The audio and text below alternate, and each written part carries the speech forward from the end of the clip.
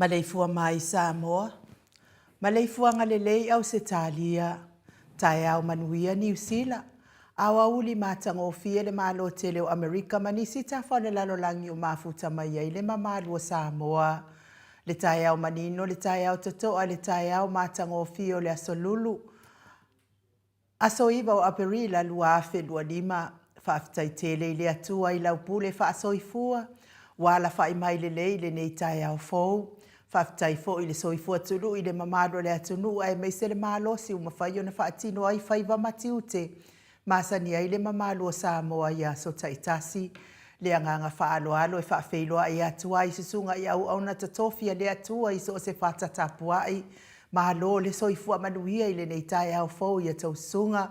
Me se fo i le whaawhiangai ngā le maota Samoa vi ingo le atua. Reverend Esau a sora viena le anama le whaletua ia upulasi. Sunga i le toe ino le kale sia la mo sato e fuata ina. Reverend Tele Tausanga. Pasta visita felava ia mo sa male faletua ia vai tama soali I. Pasta faatini matulino Samoa male faletua. Pasta sanga le tuila epa male faletua ia fai upu. Reverend awatama tofai ono male faletua ia katenari. Le tina le susunga I le epikopo ia sianava te vita kioa sianava male faletua ia Jacinta. Pasta ainu umuli anga abi isava inaya male faletua ia saipeti. Matua malolo manu malo Reverend muli anga telesoti male faletua ia potofou. Pasta ia kopolama male faletua ia ainga. Pasta tole e Faraniko. Pasta moana tulolo kapeteni poloka ivao mapetala. Pa ia o ainga matama. Leu so ngā pule mtumua I tu au malata wa inga li tai male va au fonoti. Sua male vai fanua fofoma ai tu langi sa ole masale au mua male lau niu na sailua. Le afifio fa atu to fale ula la au namtasi ma upu ya te ole motsa.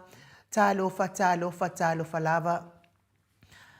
Maleifua mai o le au mamalo so tātou malo fa apilipelo Samoa le nei tai au fo ila na fionga le tui a ana. Tui male ali ifano vale to aso ala uwile lua malo masiofo. Mese le fionga le tai sili. Le Grand Chief o Papua New Guinea. Fo mai o le tula fono. Fo mai o le polokiki. Ai o le fo mai fo o le tamau ainga. Tai o le vaenga fa upwai e pui ai ata wa tangata Samoa. Lau susunga tuila epa awelua fatia lofa lupe soli ai lolo fie ngalu male mana.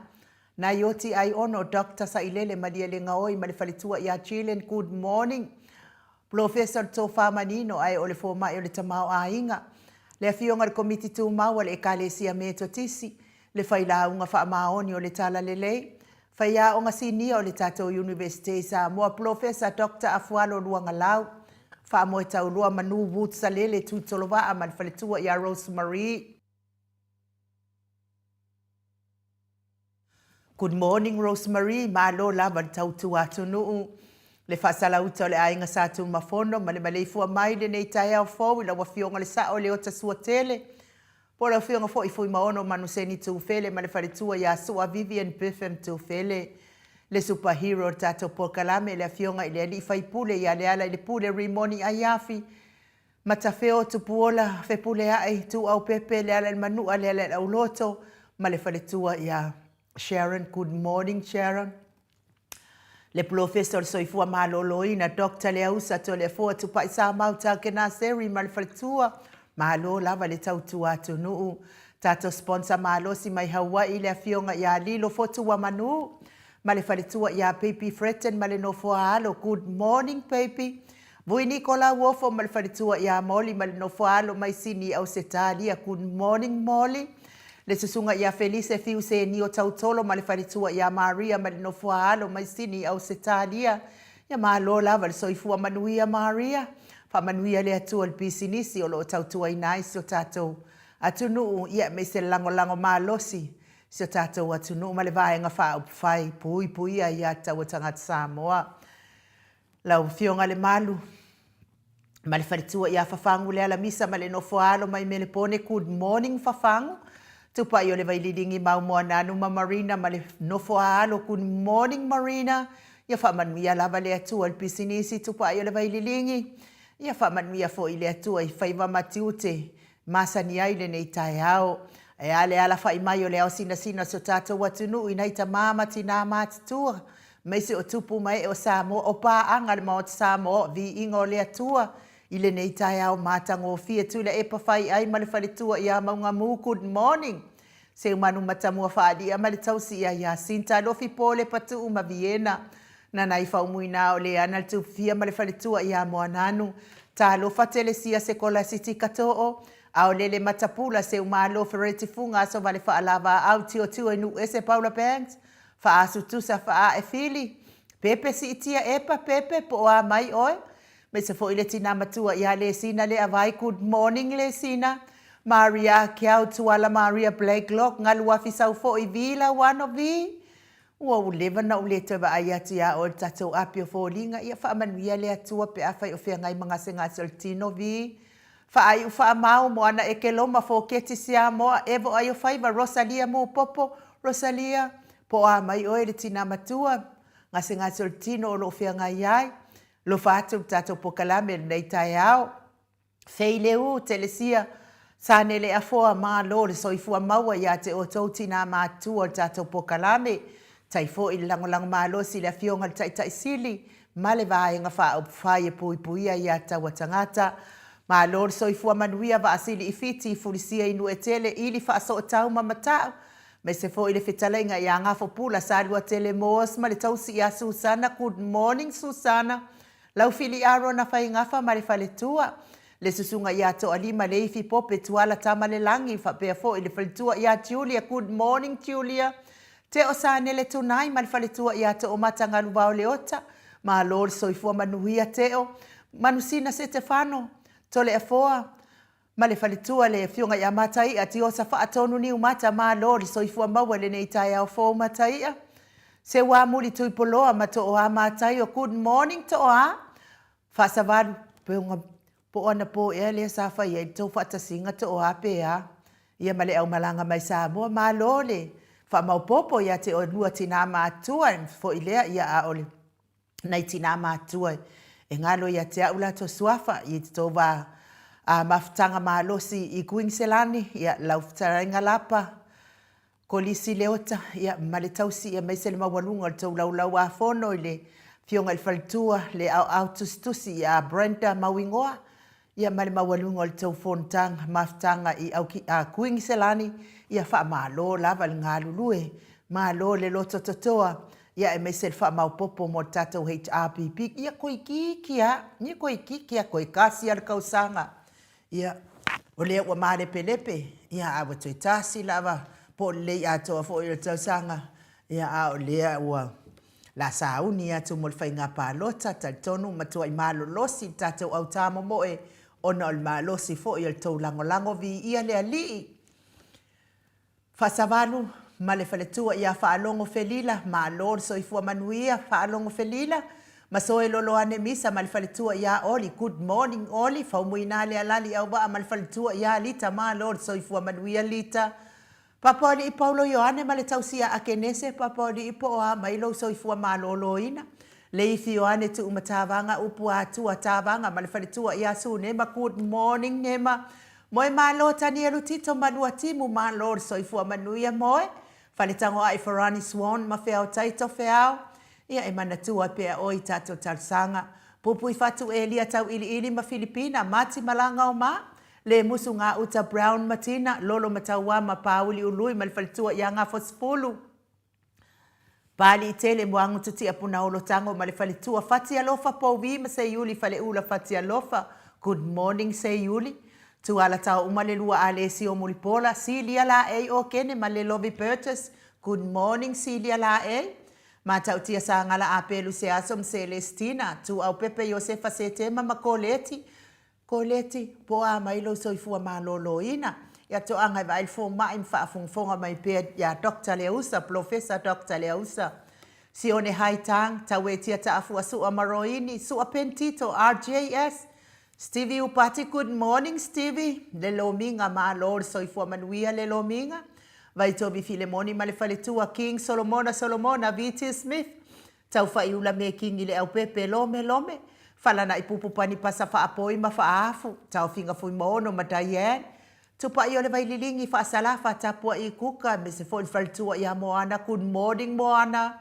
Mau salafa ono sa itu wha anatu. Eti maulalo braces silangi a ye. Selina aling na here kol kita tuala Maria Sionetusa. Onsi faalongo lele Veronica ASMU, Bertonia Salele, Muripola Mose ma Maria Ulai. Fono imoana lang aya pele sauma. Fitalenga le falefitu ya lapa kolisi leota ma le tausi good morning lapa. To sulu nga tau mati elive ma faaumu. Lucy pau talo se walunga ma maliumai. Tawa fesiri amitua na imalisi. Tupuora perenise anau ma le faletua. Le vave ma Monica Pale Smith afa Malau Brown. Sunga ya vaya ma Janet Langshu. Good morning Janet. Misala au masituila. Moto sangele toitu ma Anastasia P. Weaver. Lofi posi a moa peilua ma Rosita. Robert Peterson. Faumuina po wesi tangi lima madania. Ni umarekau me valoia. Pasui mulivai ma le tausi. Le fau vau tu ua ngā seata ma le faletua ia Lisa. So le malei pen fa aftai tele lava Lisa.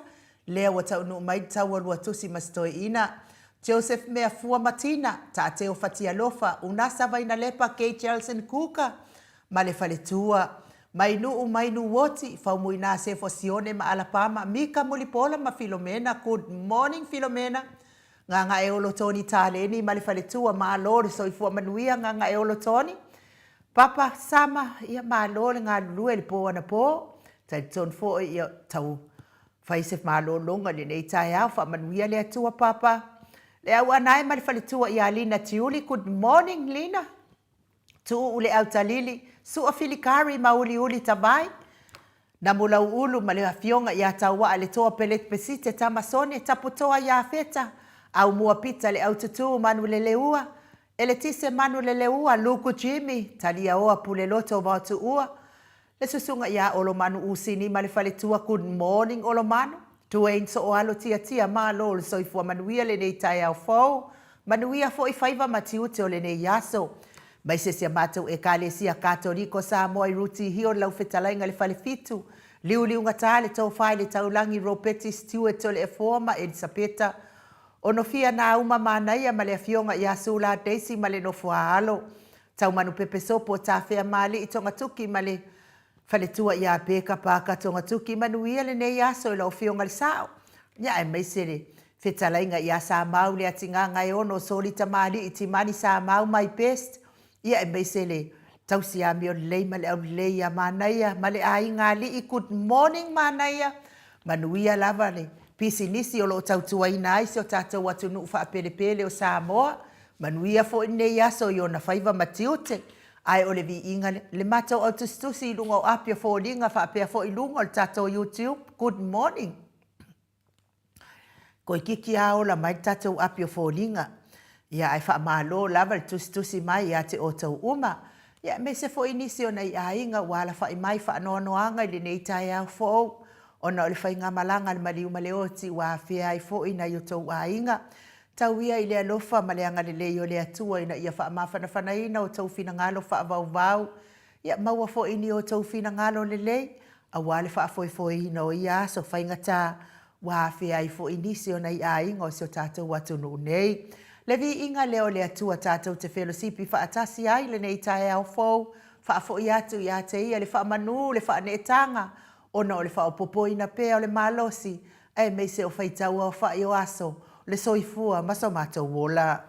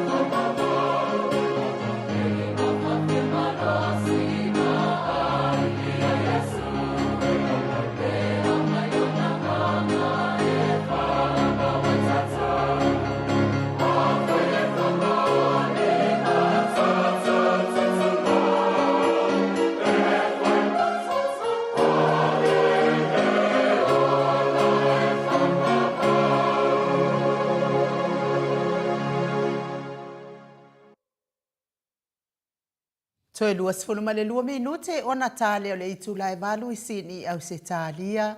Le vi ingo le atua sa tapena ina le kalesia e whakasa. Oisole, wangaro le ingo o le ofai pesele. Mai funga le i Samoa. Ia e whamalo lava le soifua maua le nei tai au nisi le matou api o fōlinga. Filomena Mulipola. Lea ua mafuta mai le nei tai au fōu mai melepone good morning. Whapea fo isoni atu ilangi ma lor soifua manuia o heni welese. Vi ia le atua Perenika Fala. Sieni se loti e se ma lor lava le soifua maua le nei tai au fōu. Whapea fo ia whaatangitau lau tolo. Ia ma lor soifua maua le nei tai au fōu. Ia olo mafuta mai. I Samoa whaatangitau lau tolo manuia lava le nei tai au. Angela Masoe mafuta mai melepone. Pea fo ia mokesita loto mau vi ia le atua. Le susunga le tama malo lo manu malo Reven muli anga tele soti. E mafuta mai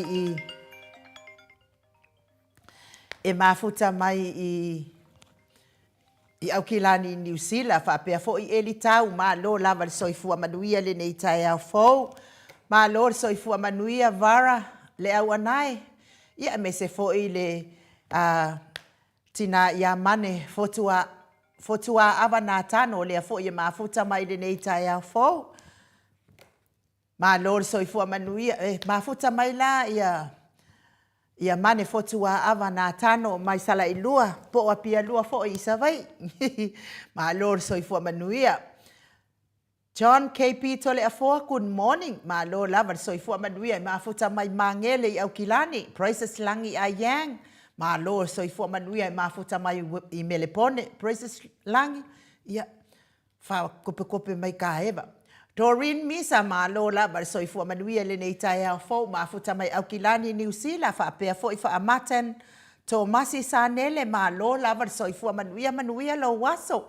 Vara le au anai, ia manuia lava le nei tai au. Oi ka lo fai. Ia vi ia le atua whaaftai lava le anga le lei mai tatou maftanga. Ia whamanuia atu le atua i na o matou a inga ma futa mai sala i lua i savai. Vi ia lava le atua ona o tau anga le lei fo i vai taimi fo i sa ufutia i fo i le au pongisa, ia ona ole tuanga ne pele i le loto ma le anganga wa amia i le atua, ia wha manuia atu lava le atua, ia te otou. Sintis te awa le i ato, good morning. Pea fo i se wia, ma se ia ma lo le so i fo manuia, e ma futa mai tuana i Samoa, manuia lava lo waso, se wa i ma se ia. Pea fo i kele au vai, kele au vale sa au sange ma lo lava le soifua maua le nei tai au fou tele. Pea fo i po ono tai upu ma lo soifua manuia le nei tai au fou. Pea fo i leva ula fou good morning ma lo soifua manuia le nei tai au leva ula fou. Ia wha manuia atu le atua i lo tai au le whalitua. Ia maungamu ma lo le mafuta mai. Ia ele mamau atua ma le tatou ofisa mea o lo mafuta mai le fionga le faltua. Apo wato le afoa good morning ma lor soifua manuia whapea fo i vai o le alofa a le ifi mafuta mai i pango i Amerika Samoa. Le susunga le epikopo i asia nava te vita ki o asia nava mafuta mai Wellington e New Zealand. Viti levu hula. Good morning, pula. Ia me se fo i ruta lua manu ma lo lava soifua manuia le nei tai au fo Paul S. Paul S. Tawabai. Ia ma lo soifua manuia le nei tai au fo fa manuia atu le atua le nei tai au sia. Matila ma lo soifua manuia ma futa mai au kilani New Zealand. Ia o le matou au fa fonga le nei tai au. Ai fa malulu atu. Ia watu ai tato pokalame nei tai au. O sau wa kuka mua lava la ukoko alesa. Kuka mua la ukoko alesa ka fa anu kuka fia ai as koko alesa se vai ane fa fonga mai le malo le tunu. Ia kingango va ai kuai le kai mi alesa e war koko alesa ia anu ia mal pe mulinga vol pe vo le kau mai sa boa. ia kofo kuro o kasma ia me ala wa ku wa vela ko ko le sa wale mfainga ai vela wa pe o itoli e ka le i vai le i fai po kala me le ai kama mama ki nga ma ku ia ka ika ia e fa malu lu atu ai ate o to uma le autopu e reu pena mo ma futa mai i tufu lele ma lord so i fu manuia le autopu e tuala Maria Blake Lock le tina matua nei por kalame e ma futa mai i aukilani New Zealand good morning ia ai i fu isi o wo le faletua le ia tai faftai anga Filipa Tisela ia tutolova ia fa malulu atu a uso le maua mastai mika ke ingo ska kofe mfai ka kala masangiai ia o le fo isa faipule mai fo ia sionali i le matou i tu malo o palau di sifo moa na o palau ni moa ia ai fa malulu atu lava ia te oe le uto ia polo finga fo il faltua le ai se taimi tate e vai mwhai ai tātala ia e ui lea fa tai fo i lo wanga le mai ma lo soani mai ia te au mar fa lave sa iai ai mo i latou e o mafatia pe ngase tino i le tau mi ai le fala e fu ma le apurpisi o tō whanga i maota mai se o lawa tonu o maota ngase o lo tau si ai le tele o le soifua matua o le mamalo le atunu ina i tamā tina mātua ia e mei se foi o so matua ngane mei se lava le tina ia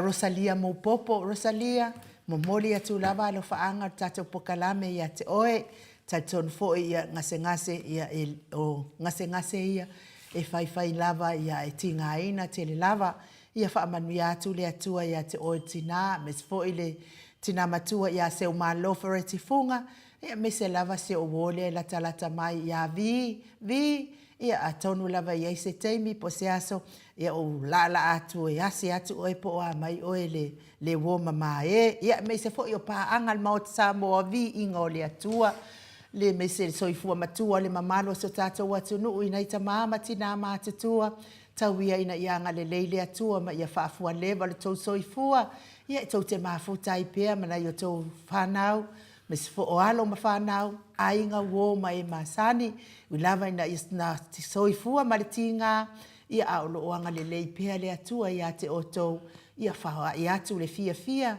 ia wato maftanga mana i whanau le vi inga leo le atua watapena ina tato insinia ia Michael momoli atua yo mato walo whaanga nei tai au fo mo oto malava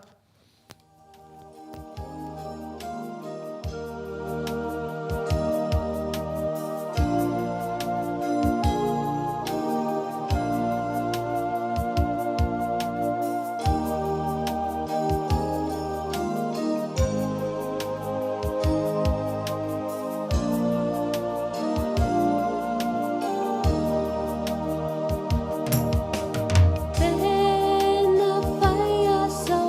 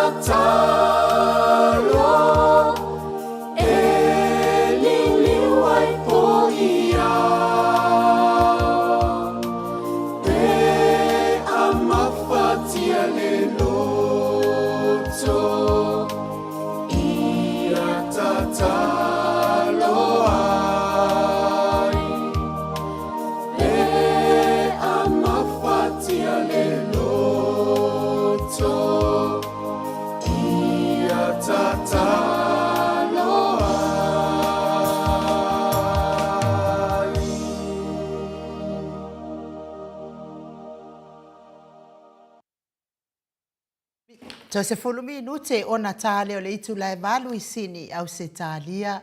Le vi inga o le atua sa tapena ina le kalesia katoliko Samoa.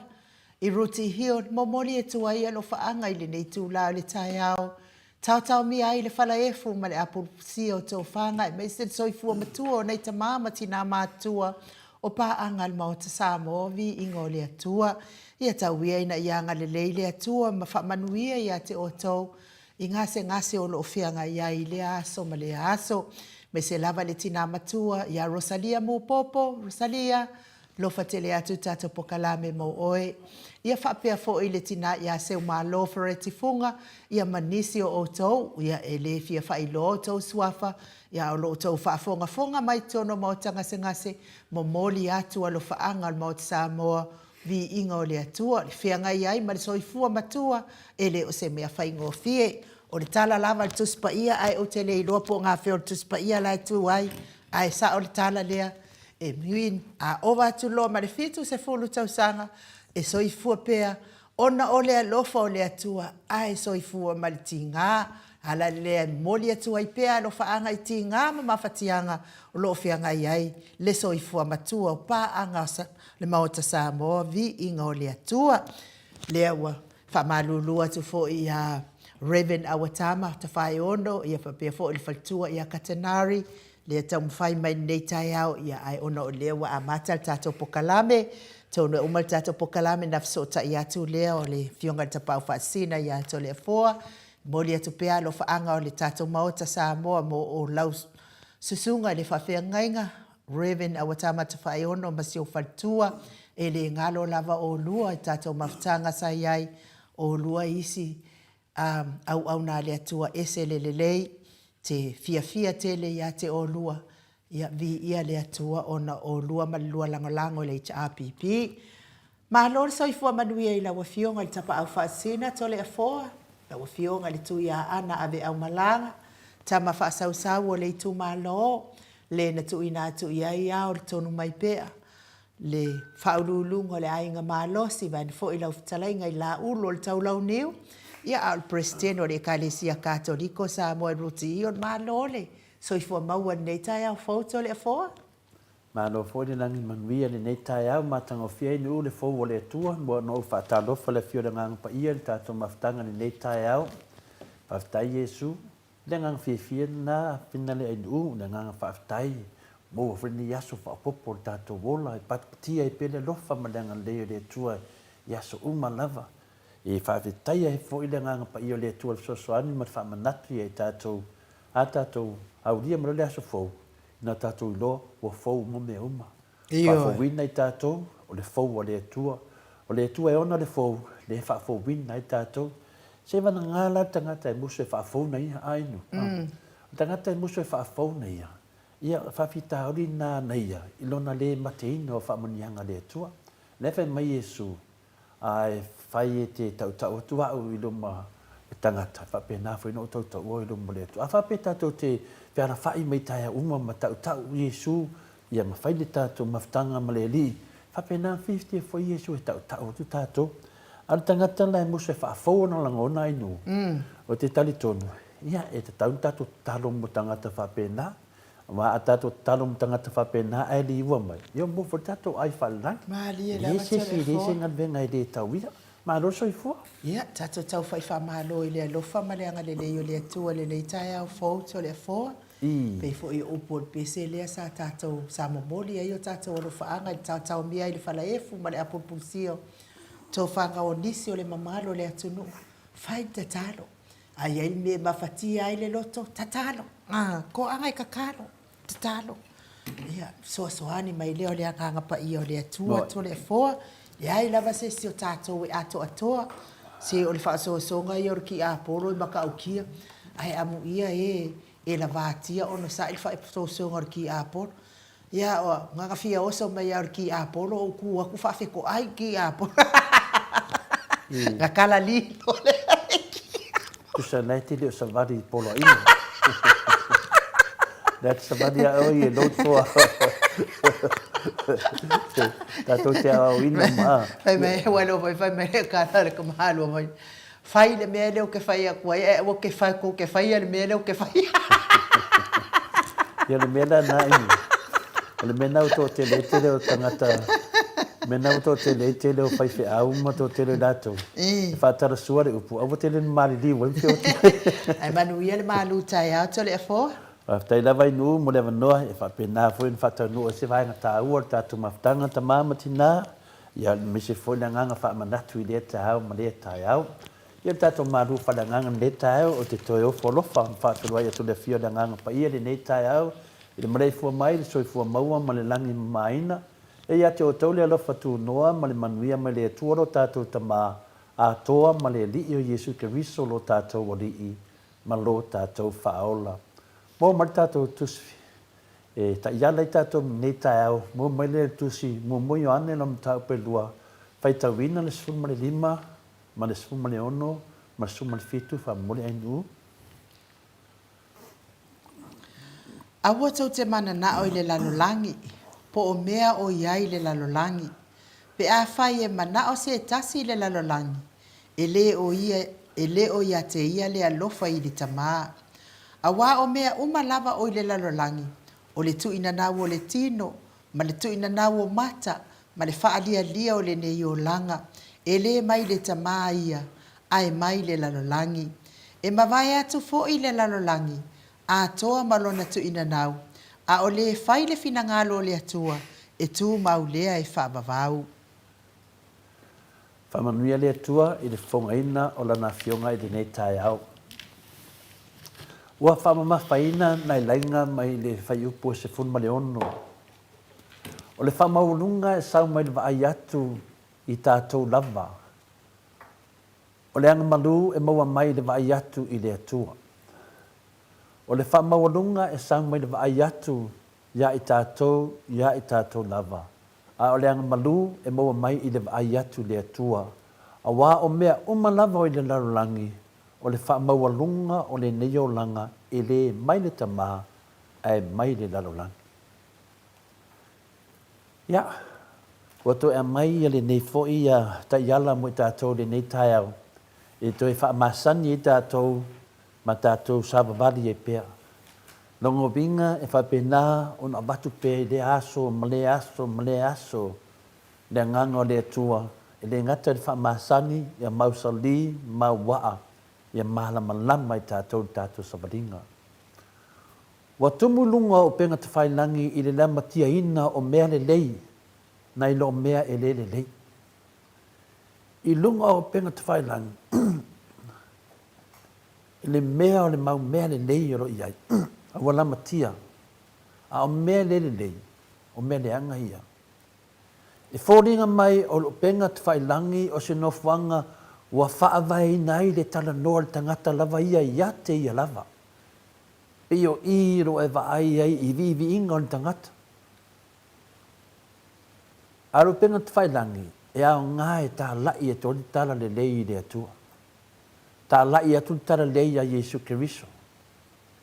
Ai leo tato waai, pio se nofuanga ua whaawai e tala noa ai tangata ia te ia lava masi ia i lunga. Fōringa mai o ni tangata wauru fia i le lama tia o le matau tia o le olanga. O le ase tala ma le fionga pa ia le atua i nei mea.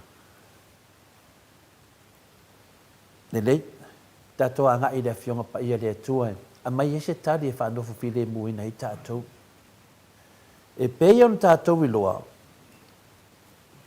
O le upenga te whailangi, e mawhai ona whaonga e tā lai atu ai le tara lei e winga le atua e moni. Pe ian tātou i loa. O lo whai e la unga o nisi o au whaatala leinga. O nisi o le whina le o whaenga lia. E a bese whi la unga o lotu o wapena e tā lai atu le tara lei e winga le atua. Ai o leo penga te whailangi fōi. Matua vave ona whaalia i me leanga ma mea ti apolo. E whauringa mai o lunga o penga te whailangi e ieire le lei ma mea le lei ai vave fo ia mea leanga ti apolo. Watangia mai ai le whauringa mai e ieire le lei ma le leanga i lunga o penga te whailangi. O lona winga e mo o mia lava le ata mai ma le a mio pūlea e te wha foe ina ai le penga te whailangi i aso nei.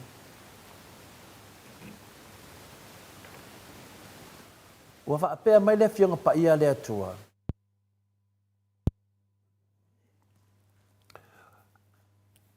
Ua whaapea mai le fionga pa ia le atua i le tusi lua Timoteo o lona mata upe wha. O le tāua lea nei vaenga ia e whaapupula ai le au tū manatu lo tātou whaaso ai. I lunga la le lua Timoteo o lona mata upe wha. A wā o le a avea tangata mai e aro lofa ia i lātou lava.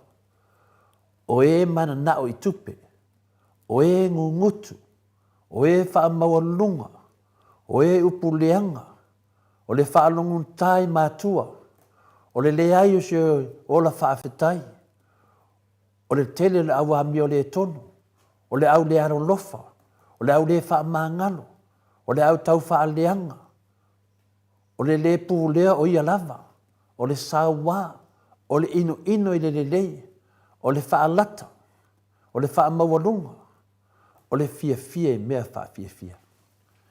Whai tau nane tusina, so soani e te mana tua ai, le tele o mea leanga, mo tele o mea le lei, o lo ilunga o penga te whailangi. Wauru fia le manatu ma mafa o le tangata i le manatu whaapito, ma ua bea ai o se whaamawalunga, ma ua tupu tele mai ai ni whaafitauli lau tele. Ioi, whai ni matau tia mon mea o le whaamawalunga. A mata mai i le vaai lava oi ati oi. O le au, na o le upuna o le au, o vai lava oi ati oi, o lo manatu whaapito. Wa vea i folea ma kamalea o le whaamawalunga, ma ua tupu ai lo le whaafitauli lau tele. O loo tau mai i le tuspa ia i tātou e ono ino sia e ova mea a le tasio nā mea o le wha mawalunga. Tono le whata oto e ono ono whai pasuma le ono. A tonu o le anga sala sili lea ona e fōringa mai na te taita ia hatu isi anga sala umma o lea o le wha mawalunga. E fōringa mai o le anga sala sili lea e māfua mai i le whaupunga lea o au lava. E te whaia leo le whaupunga lea o au lava o oia le tangata wha mawalunga. E fia lani iau tātou te wha longo ai. Ana le ai pai ea. O le mena le tupu nei. O le upu le au tama e le se upu le lei.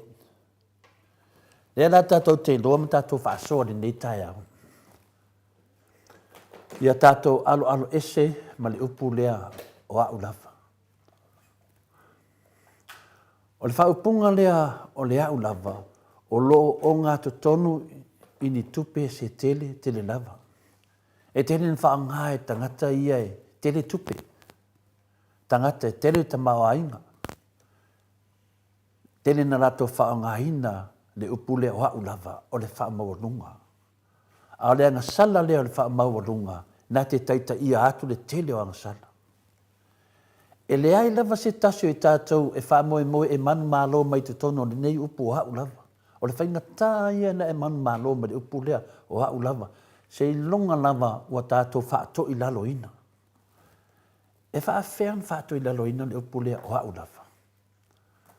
Ua poloa ina i tātou e lea tua ia whaamaua lalo i tātou lava. O le tātou ngalwenga lea e whai. Vai whaingofia ia. Whaingofia ia o na wha to i lalo le upu lea o au lava. O le wha maula lohina o tātou. A whai tātou te ola wha maulunga e pe iai tātou i ni tangata o lo whelelei lunga o au. Ioi, wa tele te me tātou te tara noa e tara noa tātou i lunga atu o au. O na tātou mana tua lea, o le wha maulunga o le angasala lea. O mau ia malangona ia ma whaosfianga ia nei tau, e so sani ai tātou, ia whaato i lalo ai le upu lea o au lafa. O le whaingofi ia na whaato i lalo, wha maula loina, ifo e tātou lafa. Lona o minga e te tau tu ese, ma lafua i ese leanga sala o le wha maulunga. O leanga sala lea o le wha maulunga e na te tau fia, ma wha leanga aina, ma wha vaivaia, ma wha au matia le man ma lo wha kerisiana. O lea na wal tātou tangata kerisiana, e wha to i lalo a tātou le mea lea o le wha maulunga. Ma wha vaivaia tātou. O le wha maulunga e sau mai le wa ai atu, ia i tātou lava. O le anga malu e maua mai i le wa ai atu i le atua. A wā o mea uma lava o i le lalolangi, o le wha maulunga o le neo langa e le mai le tamaia ai mai le lalolangi. Ya, o le tātou maru whale anganga le nā, tātou tusi whahei ufo le nā, o le momoi ane, whai tau, o le mtau pe lua, whai pasuma le ono, e whasosoani e tātou. E au ngā le wha manatu, e au ngā fo le wha ospianga le atua, e a tātou te a ngā iai, tātou sa vali fia ni yaso, tātou fia, o folo haso mo le ali, me uma te whaia, ave mo le ali, ave mo Yesu, te tali tonu foi, me uma Yesu e whai, e watu foi mo oe, whaftai ta mamati nā, whaftai whanongolongo, whape foi uso matu whawhine, o le tala lei, tātou pokalame, so se mea mō mairi nei, maru whaleanganga, ia whamanuia le tua e te o tau, whaftai alufangia le tua, whatupuina pēr tātou fia, tātou te whaasoa, whaatasi maia i lea tai au, ma lea tai au, whaftai nu mo lea wanoa. Malo, whaftai i lau whionga ta pau whaasina to le fōa, mo le malu tai au, ma wapea lo malo si i a wale wha awa wina o lea vaenga o le pokalame o le malu tai au. Mo le fo le whaftai tele lava i le upo le atua le nei tai au e sanga soasoani pēa i le tātou savalinga wha le whaatua a o tātou au mawai ne laulangi o tele o whaingatā tātou te whitai ai, tātou mawapea le ono sai.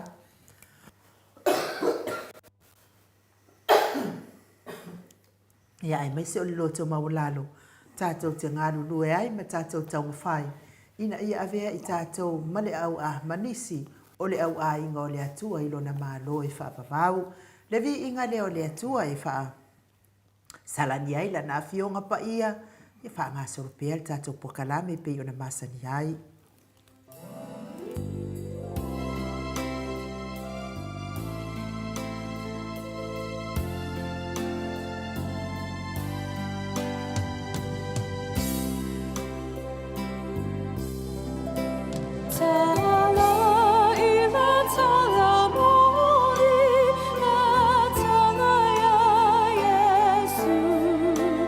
Tala ia, ona alofa.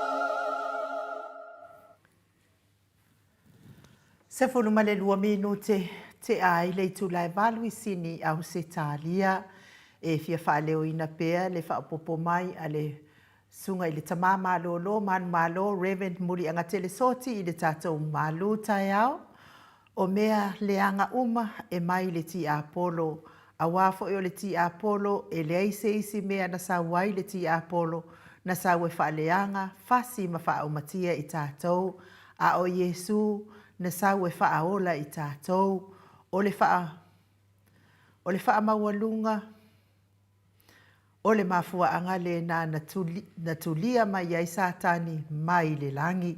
Ia vi ia le atua wha aftai lau sunga le tamama lo manu malo, ia mo le sanga wha manatu mai pea o afionga pa ia le atua, ia e sanga fisosoani pea le soifua wha tua, le mamalo so tātou atunu, tatonu nei tu lao le tai au, fia momoli atu fo ia lo faanga manuianga mo le aso whanau o le whaletua ia Lisa so le Maleifua ia mai Western Australia ia o isi o pa anga le tātou maota Samoa vi ingo le atua ia ua fitu se furu ma le fitu tausanga o lona soifua e vi ia pea le alofa o le atua ona o le anga lele ia te o tou tina matama matutua o le tātou pokalame lava na matutua o le tou soifua ai tau te fia e vea nei pokalame ma tau wata whaasolo ia mai se fo ia tau le tio whaafonga ia watala I meo tupo le atupu tau te tupu mai se o tātou malo whaapelipele le ngata fo I lea ia a o le tau tua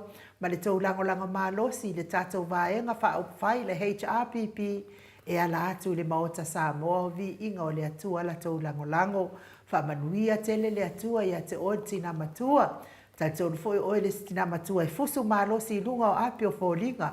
Ia leo whaafonga mai nei tai au, tātou malu tai au. Ia aua le avea le fusu ma mea le anga salai. I know. E te whawinga se e maru whalamanga. Ia ai wha malo le lo E tototoa. tala fusu le me tonu e se whamonu. Ia ai malo le lo tototoa ia te o tau o te tani tonu fo i e tau te le nofo fi le mu fo i le ti ngā o tau fina ngalo.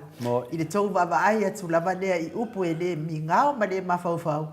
Ia o anga i atu le fionga tai tai sili. Ia po le sa avea mo tātou palimia i tau sanga e tele. Ia wha malo ia te o tina matua Lisa Sole Maleipen.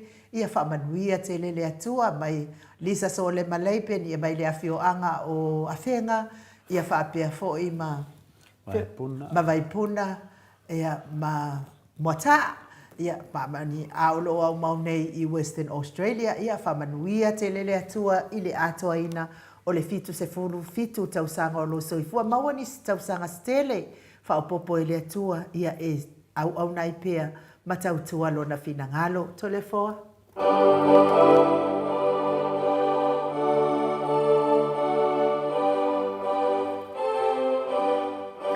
Happy birthday to you. Happy birthday to you. Happy birthday, dear Lisa. Happy birthday to you. Manuia la wasofana. Manuia la wasofana. Manuia la wasofana, Lisa. For Manuia le tua. Hip hip, ray! Manuia tele le aso soifua lo fionga il faltua. Lisa Sole Maleipen. Ia tauia ina ia anga lei tamai le langi. Soani maua pea lo malo si fafawina. Ai ordi inga leo le atua watapena ina tato ensinia ya Michael. Momori atua yo mato alo faanga ya te oil faltua le ngata ya Lisa Sole Maleipen. Ao nisi o le mamalo le atunu ua le ilo atu. Ao soifua mai le deitai ao. Vi inga leo le atua mo oto.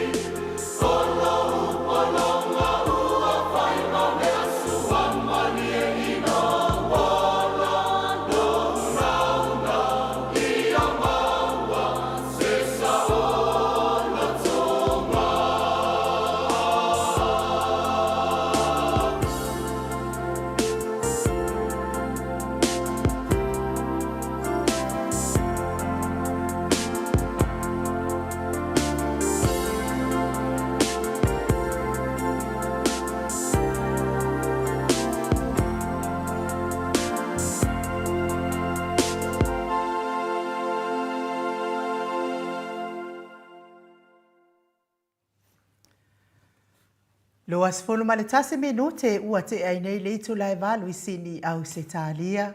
Manuia te le lo waso whanau, lo fionga il fretua, lisa so le maleben. Ia meise o nisi o le mamalo le atunu o soifua mai le nei tai au fau. Le vi inga o le atua sa tapena ina le ekalesia efa kasa, mai apolima uta, momoli atua ia lo faanga le nei tai au fau. Le ua mafuta mai le ata noa le tele sa kraiten lungo le tatou wala laina. Le anganga whaaloalo e whaafeiloa I laua fionga le ata noa le tele sa. Malo lava le soifua manuia malo fo ile ono sai. Malo lava le tautu atu no mai na fo I pito no.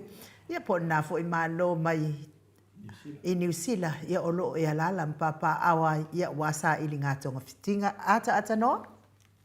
Malole soifua ma le langi e mama ai nu whatalo fo I lau fionga tole fo. Ia e le ngata lea o le whaafongafonga mai le tātou o tulu. Ia I so se tafa o le nei lalolangi. Ia to ai ma New Zealand ma au se tālia. Ile nei fo I tai au ma lo labre soifua ma le langi e mama ia. Tātou via pēr le lupa ma le anga le lei o le atua. Ila na pule whaasua.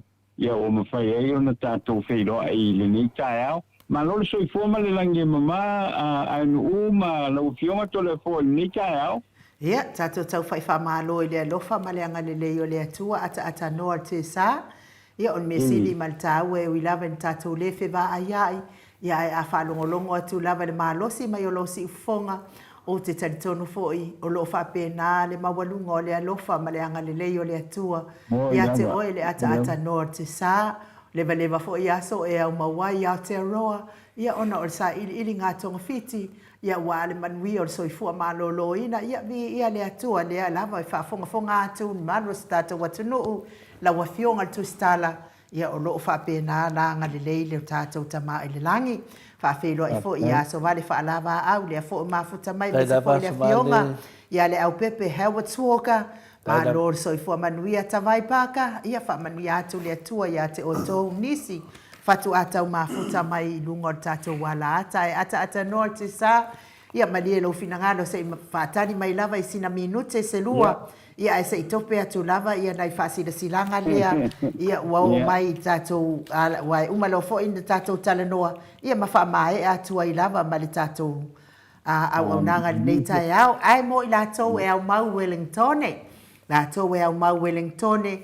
Whaafsootai ia malo pele sauma mo tau pepa lulu pe afia whaatau se pepa lulu ile numera o lua o limatasi iwa tōru lua wha o lua o limatasi iwa tōru lua wha whapena fo ia te ilatou o e au mau I au kilani New Zealand whaafsotai nunu whaasina ke pawa ile numera o lua tasi lua o valu iwa o iwa whālua o lua tasi, lua o valu, iwa whālua o.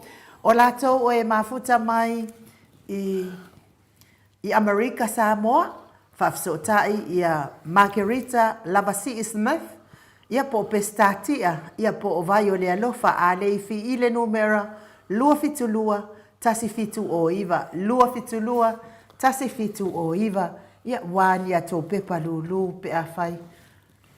Fo lele me la Queenselani pe a fai e fia mana o mia ni tau pepa lulu.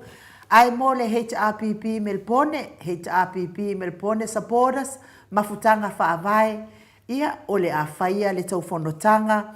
I le whai ungo le nei masina aso luas whanuma leono Aperila I Tula Marine Community Hall ono se fulu Spring Street I Tula Marine. Whaafsota I le numero le tau whailautusi.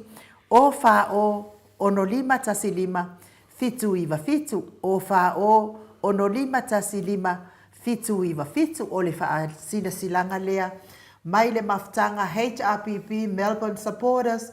Mafutanga wha avai. Lo tai fono ai. Ia le whaletua ia Jacinta aunga wha apai. Sui tai fono sa lome ai ono. Teutupe le sunga teutupe o Pauli. Saifaloa Coretti Wilson. Ia malotou whailautusi a ulu masui ai o lupotea Stevenson. Ia o tuasilanga na mai le HRPP Melbourne supporters mafutanga whaavai ia wā le tau whanotanga le aso luas fulu ma le ono aparila ia ai whafso o tai ia le whailautusi i le numera lea wa uma o na whongai nātu. Queensland. Whapena fo ia i lātou e mafuta mai Queenslandi. Queenslandi ia o numera ia e fiso o tai ai ia le sunga i le whailautusi ia Brenda Mawingoa ia moni o tautusi lulu o whāwaluwalu o waluono whālima ia po le sisunga fo i le a fionga fo i le taitai fono i le whetalainga i a lapa kolisi leota i le o whālua o tolu fitulima o i wavalu o whālua o tolu fitulima o i wavalu moni a tautusi lulu e wha mole atu fo i wha taitele mo i lātou lea mo wha tau mai lātou tusi nei tai au ia matotongi mai pe ona iai ia wha savalu wha alongo felila lea na wa tau le tusi tasi le tusi wha apea fo i vainea alesana pisu ia lea fo i watotongi mai tusi e lua wha pena fo i whalitua ia upulasi ma le sunga i whawhiangainga ia Reverend e sau ia e tolu tusi lea fo i wato i whaopopo mai ia lātou tusi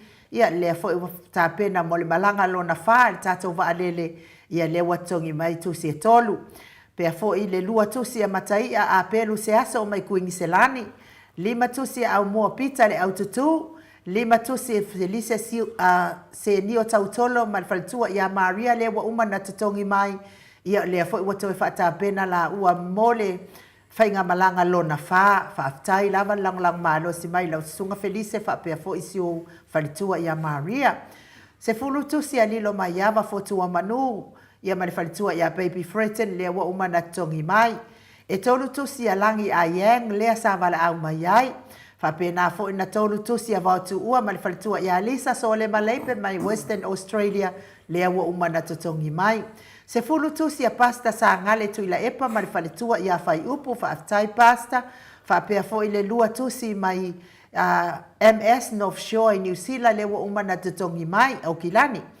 Tolu tusi lewa wha upopo mai ia mau salafa lea fo iwa uma na tutongi mai ia e whaata pena mo le malanga lona wha le tātou waalele ia pe apu le alofa lea tua e o atu whai unga neva iaso ai wha malo lava wha aftai tele ia mo o tau fo i lea na talo sanga mai tau tusi ai le tongi mai tau tusi ia mana ia lava le tongi mai tātou tusi ia le vave fo ina mai o tusi ia le whao atu o i news i a Samoa ia matu wai fo i matātou whaatari an taime lulu mai ai se ia lulu ia pe matai manu malo se o tātou se whailonga tupe awa ne ingano whailonga mua kuata eka ia le sa e 5 ia whailonga tupe tai se fulu afe tā la ia whapena na ono maleono whailonga tupe 5 afe tā la a whailava e tutongi le tupe Australia, New Zealand, Amerika lau tusi e te malo lava i tā la na ai a whai tutongi le tā la Samoa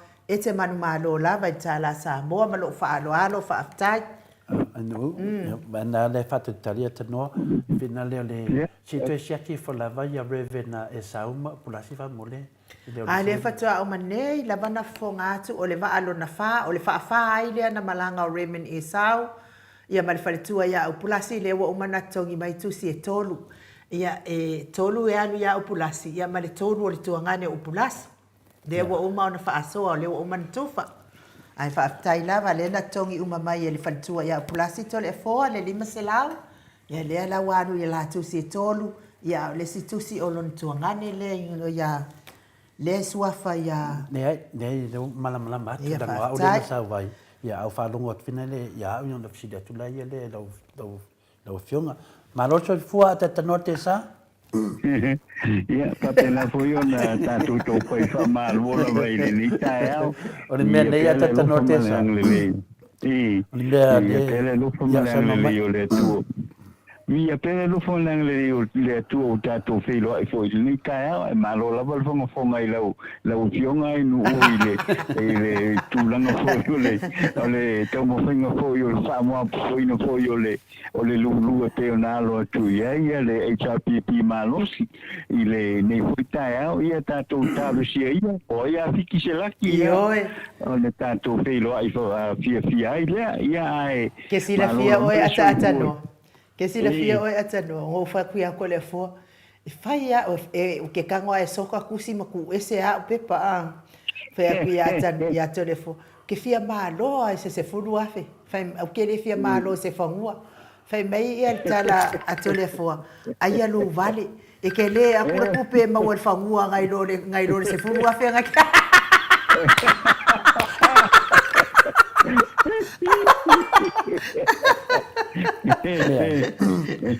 Le mele o te no fo fau fau. O te ma fau tono al parlamento. Pole ana mo le fina unga le fina vai. Fa longo tu no lis fai pule e de o manino lan fa longo. Se me fia fa malnam. Ya, o lara ki kau fa malnam atu ne mea langa o ne sa vai. A fa longo pesa ke mai e tia. E wai no foi fa mai fo fa kalai. Alana mai nalo, alana mai nalo. Ya, te fa tai fo tu la fo no le motai. E lo ava noa ia se me fa malam. Ia lo kau de fa fo de fa mamanga. Ya, e de paina. Dengan fiam dengan fa tai de morta to maftanga tata notesa. Moi lava. Ole asona nafi. Na tato tala noa e vinga i le wha malam lamaina o le atunuu, i le upu lea o le amiotonu na lafo e se tasi o whaipule. Ia, le awhionga le, a whena le, le talenga, po le awhionga o sunga ia toi lupe, a whena le, a semo. I le tūlanga le sa sawa le eisa i Samoa a te tano te sa. O le tasi le vaenga o te manatu, i mato o vea maa losi le vai te tono le HRPP, i atu lai mai ia mawhaina lato sia kia tangata whainga venga le malo ia mena le aisa wau sa sao whaafi lena a mai le fionga le ia sala le sawhatalai ia sala pinati lena mai lena whaaluaina atu te tono le tato vaenga whaafai o le mena le te vaai nei tangata nei e whaanganga le aisa a te tanoa te sa o le aisa te lore nei a fōringa o tangata o le a fia le aisa a te tanoa malama nei a iai whina le iai o le aisa wasa sao i Samoa i le sailinga le mi tonu pe ona sao no ai le a whina le sunga i le whaipule le ia toilupe o i le mana o ito le fua e a ngai ia whaamam pe le tunu i le tūlanga wa maua le wanoa e su e mei an tato whina wai. Tato te le whina wale a te tano te sa e au noa ma se whai unga po se unga o se mea. Wha tau sanga o tato whina mai ne media e winga i le waa nena sa me te tuila o le kite runner. Nena nena sa ne le waa lea le whatari unga tato lea la wa maua i le wanoa e te tau e na mō lia e leo ma su e ina le waa lea o leo ta tala mai e fia me le wanoa. O le whaupunga o ta tala mai mo le mea ta taunta to lo le winga whamtalanga to le fua o leo wa wha amalo lo e fia me ia le whaipule lea e suawhai a toi lupe on semo. O lea le mafuanga o wha amalo lo e fia me. O i tonu ai anga waa i loa leo e su e le waa lea. Wai le ai se tangata a tatanoa e whina le e whaamalolo te maitai pale mi au no ma se mafuanga, e ieni mafuanga. Lea meu whaamalolo ai ia whina le ia i molipola ana losa. Lea meu whaamalolo ai. Wanga waa fui leo e whai molianga. O i tonua lea e mafua ina safa tātou ono lea lofa. Le upu lea i ufi lea lofa. Le la wa ufi le lofa, le wa loka i tātou a sa sao mai sa tani fafu. Ma fua mai le upu lea ufi i le lofa. Le ana wata to vava ai I wata tala to fa ami o tonu o te mai tai pale mia wa fa malo lor va nga lea. Le ana le sila sanga tato e toi fuifi foi. E le ta taun toi fuifi se mea wa mana malama le tunu. A fai le fai tu langa lea wa matua ma salo mia lava ata tanoa. Ia wa ia malau ngana sa o lava e mea mai tato fi nau mai tato te le fi nau vale. Tato te le fi nau mai mautemi. Tato te fi nau e ele unga me uma. A fai tato te tali tonu tato fi naunga. Ia Samoa wanga waa ia le waa lea wa tauna sue. Po aina mai le waa lea. E le ia se waa e te ia wa sau te tonu o poru ata tanoa. E le ia se waa. Na le waa wale anga le unu te ia wa sau te tonu. O le me fai pe asau se waa te tonu fa pena. Le tato i lore leia. O atu nu une i Amerika ma tu fa pena. Asau se waa fa pena. Wa le van kape a persampi. Aisia. O mea mau o mana fai pe mita. Ai sau le waa lea. Ai le se pe mita. After a fai le pe mita. O le te tulia sa nuanga al fai pule lea. Lea mana maia le upule lea mio tonu. O lea mio tonu lea lea tua. Ia. Na o lea tua iela na mio tonu. A maina lea mio tonu lea tua suina. E ta tau leo. Mau te le mano lon me ta upulea. A ta tanor te sa. Le lato mele na fai ala le pule. Mol manam lama Samoa. Le lato mele na fai ala le pule. Na te ena leo. Lalanga te ena leo te neo menei. E le aini lato moli mau. E le aini moli mau whaabaya. E le aini mea lava e nofula toma whawhau. Le alai whata tali whamsinonga. A le mele tau talai tole fua. E ele moli mau. E ele moli mau o lewa te tupu. Le ana whaatali umata tau langa ngā loka te mai tai palemia. Le man tato whaatali saunuanga te mai tai palemia. O le whaatatia luma lalo ngā whungo. Ale palemene. Le anana le mawhai e no tato pisa tere ni mta upu lea. Langa leta te whaatali uma. Le ana wata tala mai lewa noa. O ai lai whaatali e. O ai e whaatali e leo. O ai e whaatali e le komisina. O ai e whaatali e le whina le mista o leo. A whai e moni le mista o leo. I whaupunga i e maasani una maia. O ala i o mea. O le whainga i o whaatulanganga nei. O mta upu e ave leo. Lea wa wha leo atu le leo maoto Samoa i lunga o penga te whailangi. O te tali tonu. Le tele sui il maoto Samoa vi ingo le tua. E ma whaina wha o atu leo. Langa lewa i nei whafo ia atatano te sa. E ringa le mta upu lea. Langa sa whaatali e le tunu. E le se mta upu na whaatali na o tole fua na whaatali e le tunu o whewha iai. Tato wa ai le whaaleanga inga o te maita e parembia e tangata nei. Wa whaleanga te maita e parembia. Le ana tato wa ai ai. Sta mai temi pu ana wha malolo al to a whaarea e whina le fia me. Ai wa ai me wa tutupu mai a fia me. Le ana tonu ane nā. Le ai po kalame le tau tai iae. Le tafua le afi, mwhawe vesi le tunu. La me wa le fesidi e tu langa lea. Langa tasi le mta upu mutuai longa na ve vesi e le tunu. E o mai temi nei. E le mawhaina mai wha upunga lea. E ufi le lofa. E nganga e le mta upu lea. O le mta upu lea. O lea au saunua sa o mai lava le whai pule lea. Sa ili lea mea tonu. Ma o lea mea tonu lea tu. O lea. Mai leo sa ili. A whai e te fia tofo lea mea tonu lea tua. Tato mai luma. A wane i susu nua tua se mea. A mai luma. Se mai moa lea tunu. I te tūronga onga tūlanga lea. O le mawhatia le tunu le tele le aisa. E fia loa le tunu po whe mena mai aisa. Po le mena mai aisa le waa lea. O te le whai atuna mai pele ai. Po o le mena mai ai. Whawhena tele le aisa i Samoa. A te tanoa.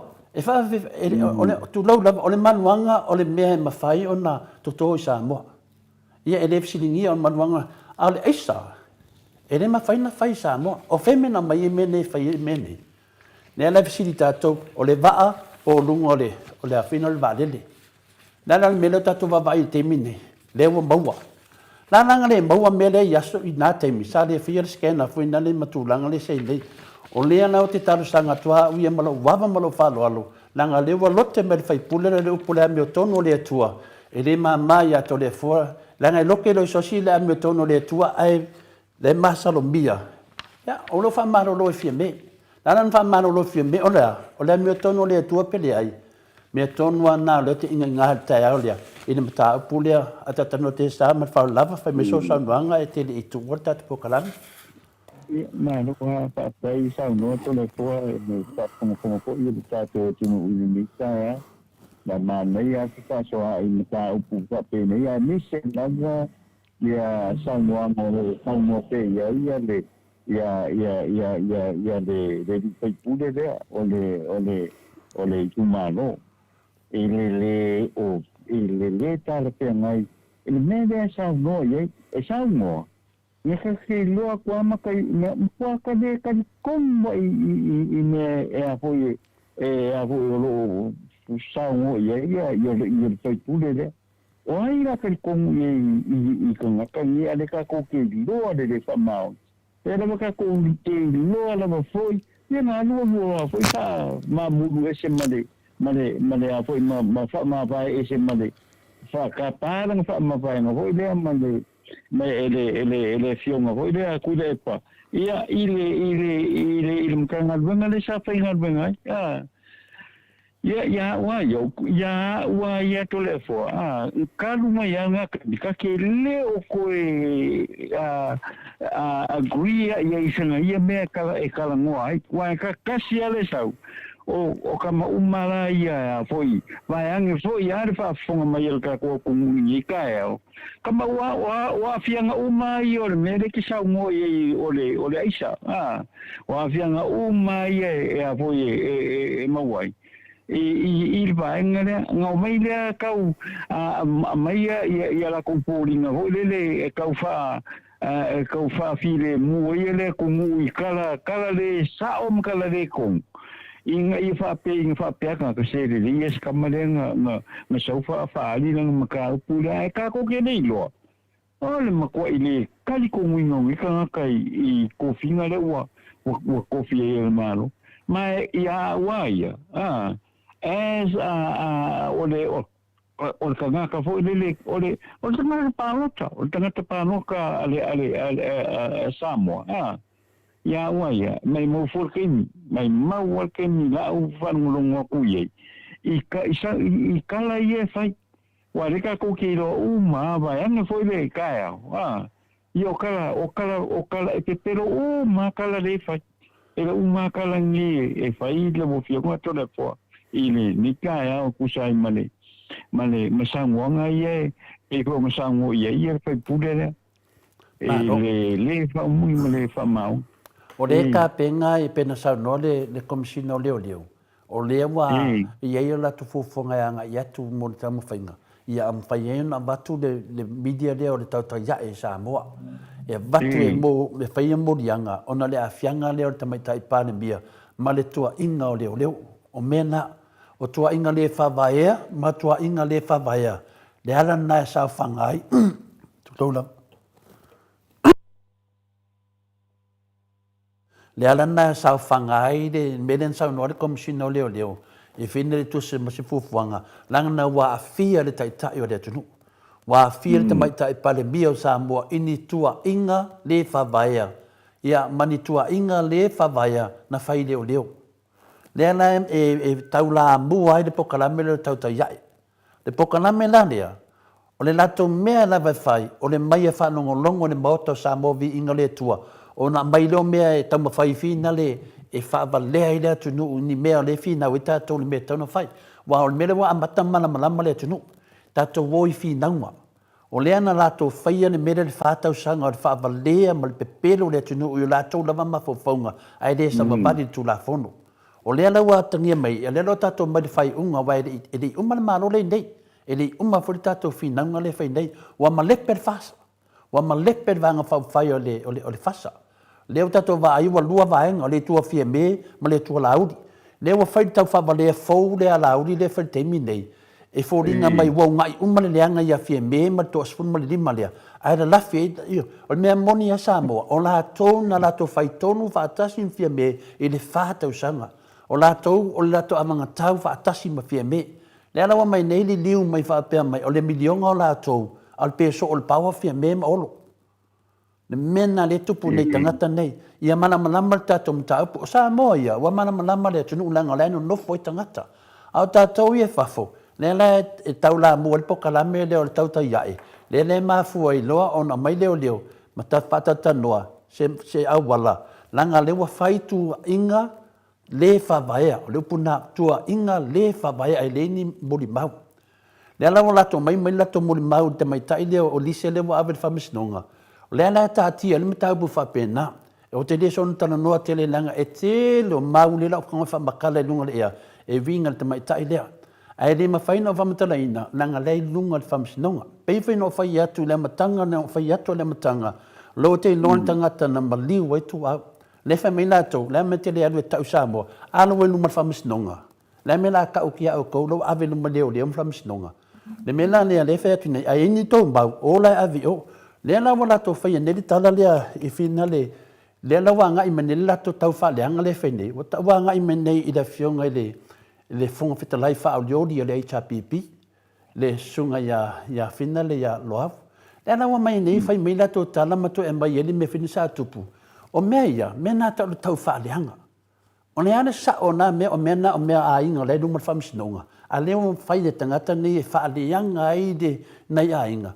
Mea tonu ana e tā ua i tele mero whai leo, i le pokalame lea. Tātou pokalame, e le ma whai no tātou tala noa i tangata. Nanga o le tū la whono a tata noa te sā, ai ma whai no tātou tala noa, i le au whai tū la whono le whai politiki, e whaatanga i le media, ona ave fesili ma tala noa ma mea umawhapena, ma whalau i loa le atunu.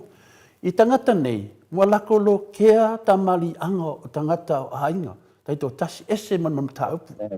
Nena wa mai se mea whina le tau alo, whina le matau su e ni mawhau whaunga e whailato pokalame. Ona lato mai le mene le Samoa, e o te le vai e whinau. O te whaamamna ma pēr le tunu, ma whaamamna ma pēr le tunu, e le sasau whaafio. E o lisi ali ine na whasalaua mai. Ne o whanongo tau whaalola whana mai.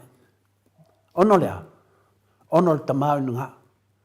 Ono lea, o le malosi, e whapena umatangata na e lisi ali ile le o fōringa, pingi fōringa o se sumu koe inga au leanga. Ilea, le mea nama lea o le tau whaleanga o tangata. O tātou umalawa a tatanua, i e tātou te whewhewhe le tua ma tātou tala e whai. Ia awane iai sesi o tātou e wha e aru wha au le ole le mata upu lea, langa o lea tunu e le o lea sesi. E lua mana le tangata, mala nua, mala matua. O le mana le moe tangata neo, umatua ila le tunu. Lea o tātou wa e neli sunga e lauri, puapua ngā e lunga puapua ngā. A le ana matanga, ai mai video ia le matanga wa le ia te video e whai e le mele ia mamlama le tunu. I le whaase se ina le nei tangata le tunu. O se tangata mai le tua e ave whapea le whalpui, ave whapea le whamisidonga. E tau leanga ina me whapene, o le tangata le tua, o le tangata e ono sa. E whatu sa ina le whionga le teitei siri. E le sui ang lava tu le epa ma le amtanga se i o ma le temi nei. A le amelo wa i lauri, wa sui. Sui lea. Sui ma le fia ka mauku, ma le pepelo, ma le ole le tunu. Wa sui ma le fefe. Wanga keke. So se mea na telefoa, se upu na telefoa, o lea. Wa su e se mea fia pai atu e, asia, mo o ma iei puapo ngā. Whape nā whila to pokalame nei. Le ana alo te tala noa to le pokalame lea e winga ia on semo. E ta tau i leo leo, ona whaatau wa ina, e le mea lo mawhatia e lea tunu. E le na o la uri. A whai wa mōlia leo leo la uli, ina wata tala mai fie me lea wanoa. Le hale mea, wata tau fo ina mōlia le vangari, e wata tala mai fo i ele tato ta palimia lea wanoa. E leo le palimio se leo leo ata tanoa. O ia o le palimio le taitai, na te whai unga tu mai. Na whai unga fie me wha marolo, o ai lai tu al melea. O leo leo e te tau rona mai loa, e su ele mta upu lea, ono lea. Nanga le ti ngā ma ve vesi le tunu wasa sao le isa i Samoa. E fie loa bo femena sao ai, pena sao le waa le pele ai. Le matau tia nao mea nei. O lewa o tātou le loto tātou whinaunga. A mai a lea, tātou a ngā i te mai tai o whinaunga mulipola na losa. Nana ngā mea le na whai Hong Kong. Na ta tala atu e fia mea mana ka peneta ni mea whapea, e oe whai. Ia, le whaftai nu, tātou mua pe le mta upu lea e whina le tatanoa. Ya, taido ai no pe fari so finalo e pe o nanga mata upu a. O te adu motu an mata upu ai no. Ya. Ma lo fa aftai, ya ono le o man faari mai le sau no nga le finangalo atanoa ia in ta upu le ia on sem. Ia te au ia e lango ina fo in ta upulea. E le mawhai la na o mai nei leo e whai le su el ta upulea ia on semo. Pe a whai e le fina ngalo i el tamai tai pa le mia e o tau loa na o mai leo whai su enga. Wa al mele tau. Wa le batele na wala au atu tato pokala menei. Wala au tato pokala menei. Wa ta tau na so ele va po ai na au mai ele va a ai fa tanga ina le va le ala wa va nei le fonga va ia wa tau lo te mai tai fu a pale mia ona a maktu na fa tananga I ali I malo e o mai so e po ai le ko mangu le na ia au mai ele va a mai America Samoa ia no ma spe mita un fale mai tono tata watono lea ua whaafonga fo ia ua kau ai maa atu lava ia o ngose mo ilana fionga te mai tai pale mia ia ua te tau fo ia te ia o na whai se fuafuanga mo onu se mo lea nenga na o le fia o so ana na fi ata noa tu a mawai so ua manoa o te whaalongolongo ai Paul Kalame lea sa whai lea so fraile o na o lea sa pisi ia tatou na o whaalongolongo ma le whaanoa noa wa ai atu o pei wa ava le ali I nai tusitala ia sa tu fisilingia la to wa miotonu le tau talangia nei ia male mea lea o le whaapea wa milo up a o la to wa ia e whaia le upule o le milo up ma o la to fo I la to te milo ina upu ata noa ia o la wa ulea ia tu alalo ia o te lango ina foi le tamai tai pale mia wa tau ona ave sana saunoanga ile malo so e po ai o vaenga le na fatanga ina le va ale ai un fale mai tonu ma fai lo morianga ata no te sa o le ya malo la bale o le mene sa ko e fia fa popo ko I lo fionga to le fo ka ko ye te ni ka pule o le si banaku le fa dia ho ile mele anga ye fasa lo anga ni le fasa o peina ko o foi o peina ko le official opposition ai le o le HRPP wa me ko mai le o la foi o le HRPP that's officially le a foi le kuanga le tuanga iwe a me le ui le mo so kuanga udi ma kulang pa ki pa fa nei le wa vakuranga paki ole le pe o opposition party na de a gua Samoa ai di lo ai le ai ole mangi mo me la ko la wo lo o ma fo e de ko officially ole opposition party ole HRPP ai le o se pasa lua el mena que como tan o que o mo se me fa pe ole me o la audio o malama I le par mingere ye ke ni tele ai me se malama ai ala ua pe o ia o official party ale apoio ale par mingere Samoa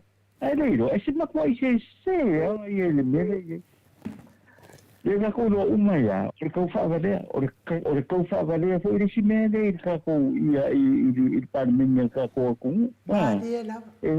le mea le te tau o koe la ngā semana ia ngō ka ko ai ngā ka ko kalangoa la vai mea ngi mai le te sea I solo o le kulanga o ka ko kumu le iai la ufianga ai no umana ufianga to le ko a se maka upu hoi le e a foi e tu watu pe luma ile pina ngalo hoi le tato tinu ia mi se foi la ufianga no umana ufianga to le ko ile pa na so longa pe o tato po kala ni ka le o le mea fia fa malama le sa no nga nu le fa pe fina le tamai tai pal mio la ia ia ta waia ia e sa o sisi tu o le tu le o te anga ia o le wa fa malolo e fa malolo no le tamai tai pal mia o iloa e anga ba ai le o leo e fai la to susuenga awa o le mele sa ia te mia sa tu o te mai te palemia mta upulia I luma le lalonga fono ale palemene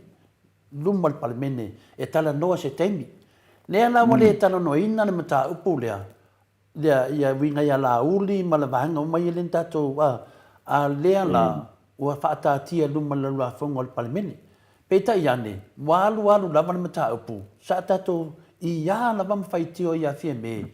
O le mata upu le a la uli, man mata upu le vaa lea, ma tua maota nga mele ngā luenga losa I Hong Kong.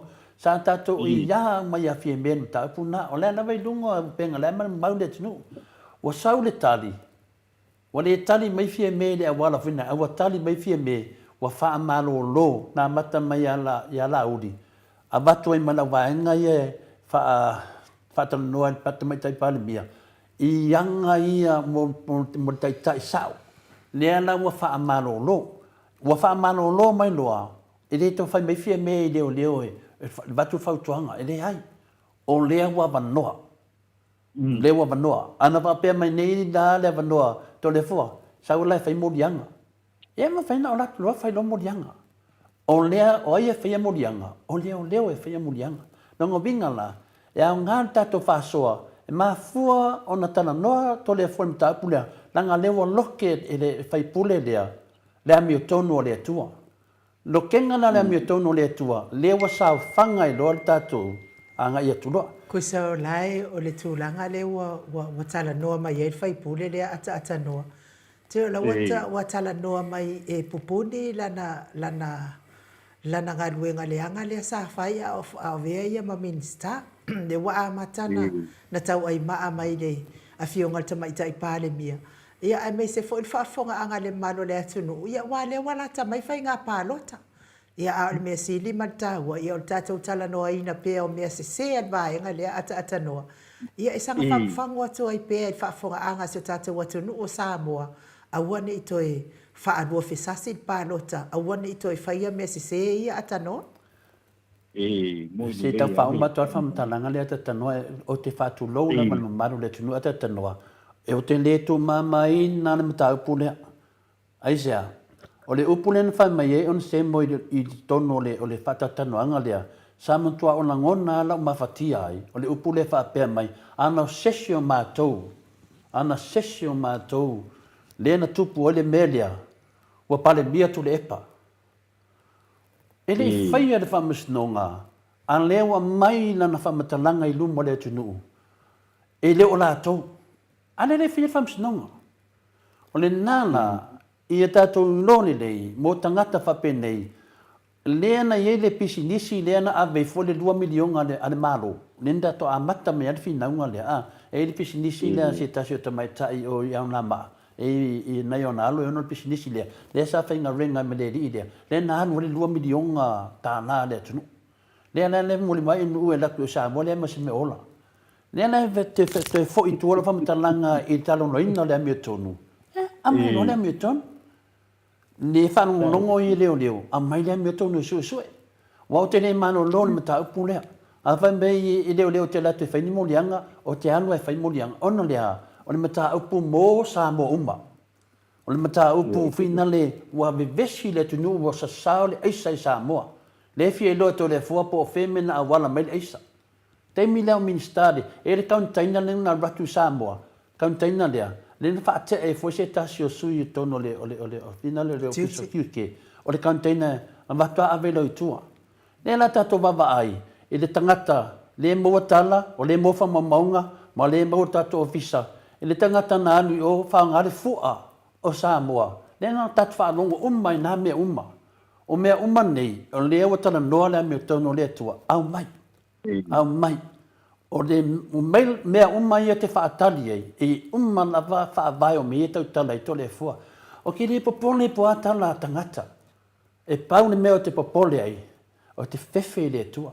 A whau te tau tala me nei, ia iai umma mea umma whaavai ai. Lea nea whaavai lo whamtalanga, ina ua mawhatia lau loto, mono mawhau. Te ofo, wha mai e leo lātou, ana sesi o lātou. Mena lea, e te taun tātou manam lama I winga o whaupunga. Lea na tu I le media, lea matua whamole mole o le media I pewha I atu whesiti. E langa tatelo I ai, o manua mate fi ngau pupuru ai lumo mamalo lea tunu. Lea na wawai ne mele nei, ia, o la le winga lo tautalanga. Lea ua wanoa leo, e su e le mata upu lea, I le maa le na sau. Le upu le whaapea mai o le pule te maitai palemia. Lea ua talalima te maitai palemia. Lea ua whaamalolo, o le toi iei se paua, o lea wai tua. o le toi tono al malo longa winga la o le se puinga na o le mai lava sue tu sa matanga tu la fono le wa tua ia fia me ona ona le lofa le wa tatala lofa pe me di mo fia me ava ai wa kua ia fia me ia tangata maldi ma fu me tangata nei me la le ala o fia ngata no o lo mta puna to fa wa pe se yo la va le sa tana no le fia te city ane ano al sa no to le fo mo le tu la no le ya e si se mata pa inu ya le la tato e se mata po tata no le ma le pa nga solo pe ia mata la u pionga to le fo ya le mo le fa malam la mai nai le fina ngale nei ua malepe le fasa ia mi loa le tato ua malepe le winga le malepe wa lua i tu i le to o se le tam fai le cha pipi e toi tam fai fa ma popo mai fa uma la to lima tau sanga o me ia le vai tato matala e le tau fa se mal pepelo o le te fa longo o le la nga i o le moto sala fai da va nga le o le na mana malama le tu no le video le sa no ai se tasi fu tu la to de tono sale longa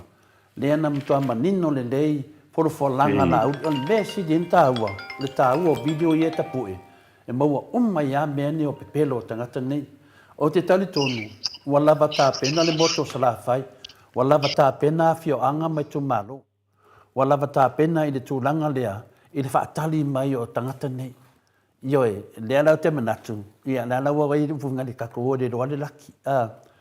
E le ai lea, e le o le laki, ua malama le tunu. Anga wha pēa, e le o oi le tunu le pē so o le pawa. E le o oi le tunu le taunga tā o le soifuanga wa iai.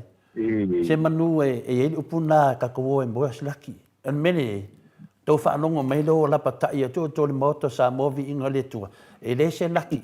Na o mea tu sa o ai ala mai tono i tu malo ia te oto. Ioi, mai mau pen wha pewa, ora te sa whai me tono le tu malo, o mea umana ki kanga sa malai, ni ta apurea. Ia, sau noa mai. Wha pepa mai. Wha pepa mai to sau noa nga ia. Mai i saingi mai. Ia, o la to mea nana sa whai i taluai. Kufa aku pepa i tangata. Kufa aku ma mei fai tau nei tamama tina matua le milionga. Anei ko kongo al palemene matua sau noa la uli le nganga. Tu watu milionga i o tau lima, i o tonu al palemene. Wale fai tu tonu o le afio anga mo tonu o i tumalo. Fai e tu tonu al palemene. Anei video le faari mai ai. Tonu al palemene. Wai vaina o ea tatanoa ele makua pe pelo nei tangata. Au te ofo fo i tangata la to te le mateina le pepelo. Ioi, mena nia, i tato te le tu mamain, o nei fafo, o sa moa lea oke. Ona whan lave e le o nau tangata e ta o ti ai, e onga le nganga, whina o le alofa. A matua ingo le atunu i nei tangata. O male lei le whātau sanga, ma lepe, ono lea, o le whātau nuina i fia me lato tuina naunga. O mea na mana na o i tangata nei whātau nu, o le whātau nu e fia me, ai sea, e alofa te mai tai palimia le atunu. Lea na lato whaonga hanga e whai e umatele o mene, to e poloka e fia me, ai sea, lai e le atua e te mai tai palimia. To e poloka, ana poloka ai. Lewa poloka i pisi nisi ina tu e mai tono le atunu. Se manua e tu sai tātou mai si atunu uia wanga ngofo e whafo tātou e ngofo pālangi tonu. Ai sea, ono le whata mana o tai tai. Ia whaftai e te mai tai palimia, wa fia mea ia. E rea ma se mea pau ale me whina, o ke whai kia o lava au ia, tana mi mene. Ma ana matanga amantua ma mawha whai tionga na watu le mamaru le tunu, e uia tununga le tātou pokarai me te mai tai palimia. A rea wataria e te mai tai palimia, o whafolo na lima. Leo, ia, tu alano na moto sa movi inga le tua, lo fionga komisina. Ia, a whapele au ngāri, a whamtalanga tolefua, mato tita talo peo, le lafwal mato talo le tua. Na le nganga le tua na te wha manam la maina mene. Le ana tato tala noa. Tala noa matangata ne e fia ni media ale fasa. Wa toi le liu le mamalu le tunu. Toi lua le tonu media le si media dan ka fa lo fa mai. Ale si media le siva va ko le. Wa ese la furinga wa ye. Ma fu mane mo me le pepelo. O le pepelo e anu uma. Ale ame tono le tua e fa alia tu pe ia so uma. Ya. La la tova ai mai ai le sfuru tasi le fasa ana le tasi le HRPP. La ni mero ye ko ulu mai lunga ko ulu mai ko e fia le koe. Koe koru. Ale o kele heja. Koe koru. Walo mai desi koe koru. Ya. Tasi o marisi a le la te fetu. Mato e le fi na vale.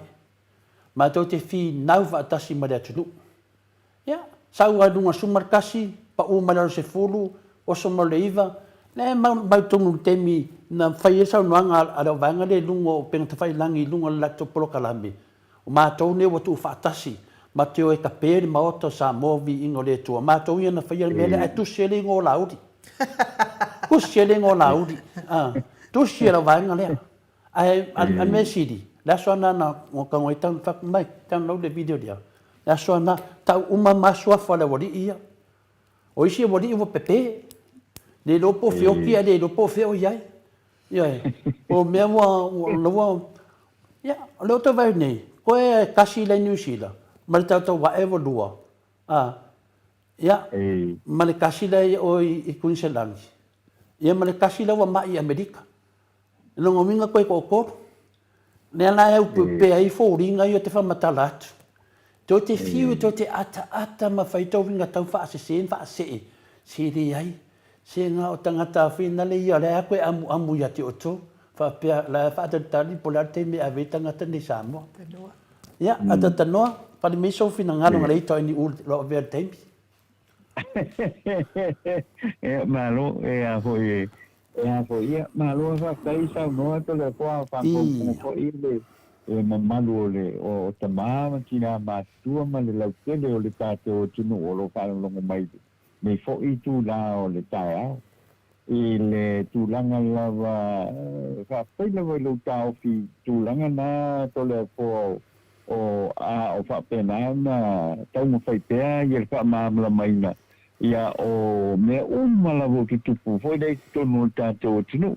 Le pawalea o le lava o le onasai. O le onasai a le mea le kako ke mga umia umalawo. Ia wai ia le anga iru mo le tātou tunu. A wai le ko mga o hoi kako hoi le se tu ai ngā tūlanga hoi le pa udia ai le ngā so longa le lei o le tātou tunu to le foa. Wa le lava wa tātou tirikido lava ia tātou tau le lei fo le tūlanga o lo ia le tātou tunu o mea uma wa i le tātou tunu i le au si le fia le tātou tunu whakatai ai le lofa malanga le lei o le atua o lo tū maupia ia le a fo ia le sao fo i tūlanga o lo ia le kakufi ngau awa mea mo ia te leo fina unga sai ai pe ana e sa no to le fo se fu kasi nga ia se fu lua ke le po kala menga ia nga we wa lua le o fai fa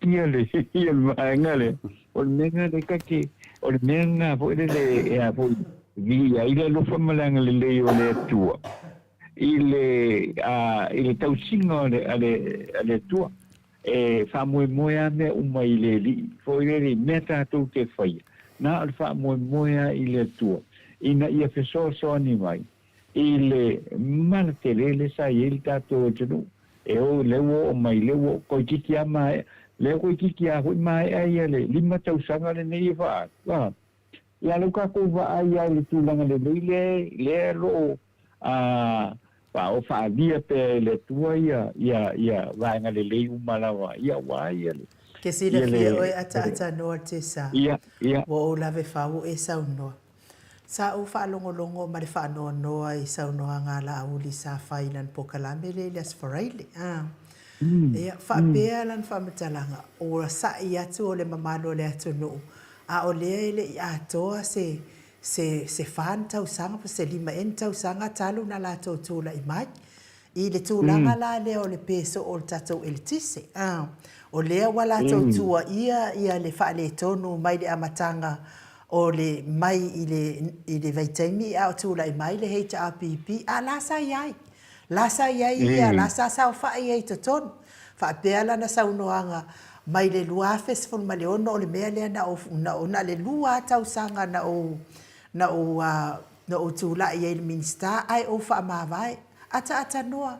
Ele uma le pepelo le pōna aua. O la e sila fia uma le mamalo le atu nuu. Sa ta pa le fionga le taita isili sana wha mawaienga. Ona o le tūlanga tau wha matsinonga o ia ma peseta. Lea lana ia tau mawhaia ia wha o ngā le pao o tuila epa e ave e sea ai le morianga le wha asanga ia te ia mai a peseta.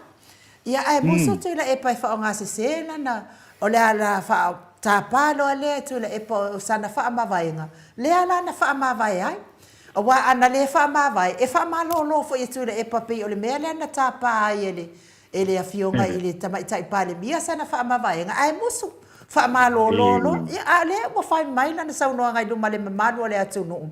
O le mea le ana mafuai o na le lua tau sanga na tūla i mai ai. Ai wha mawai. Wa le la wa. Kau ave ia whainga ia tūla epai. Ma nao tūla epai. Ia ma pō wha apea le laulang. Ma nao tūla epai whai wha apea. O le ala le mea wa tūla i mai i taitai ngā tūla epa. Tūlou le suafa tūla epa.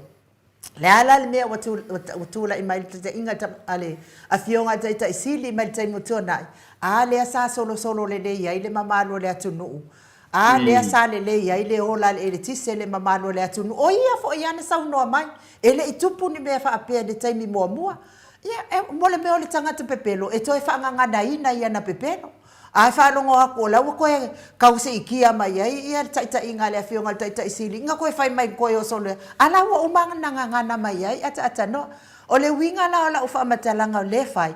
A whai lai le i atoa se tonu tau sanga. E whaalele i ai mea ia whaale tonu le atu nuu. A le ala mea walele i ai. Tamau a inga o la auli tole foa. Ia whaapea fo. I whaafonga mai le mamano le atu nuu. O lele ia toa se tonu tau sanga ala wa ku farki wa ka la uli wa makua i mau ku uma me ala uli faila ngau ka fanga ia yang masingi la popoa ala le me wale fa pena ai na ka bo ela uli e fa ale le ia le si o manga o Samoa pe a wena le ile ta pena mai le fionga taita isili awale pepelo ele vale tangata Samoa o le ala vai fa longo mai tau upu ona o tangata Samoa ele ini liti o iai. Ia le ave ai le o ta Samoa ba vi ingo le atua. E toi fa fo ia tua upu pepelo. Ia le ala me wa mautu ai oe. O le ala me wa mautu ai fa le ki o aka a olo ia kolu milionga. Le ala me wa mauku ai pai mala fai wa ala ulawa kungai o ko mauku. A le ia tosto tolu tau sanga. Ala me wa le mautu ai me ale atonu. Ia o le fesili le nga. Kali mai lan fesili le mamalo le atonu. Ala me wa mautu ai o tau ai le mautu le. Ia tapenanga o le fale le o le mamalo o masini le e o lai le pawa. Ma mea uma totino o le mamalo le atunu unga kou kao ngā kue. E vai. Ia o le tala na ata no. O le mele nei. Semana ia arangai. E ia finale o tine o avesea ai ia manatu finale.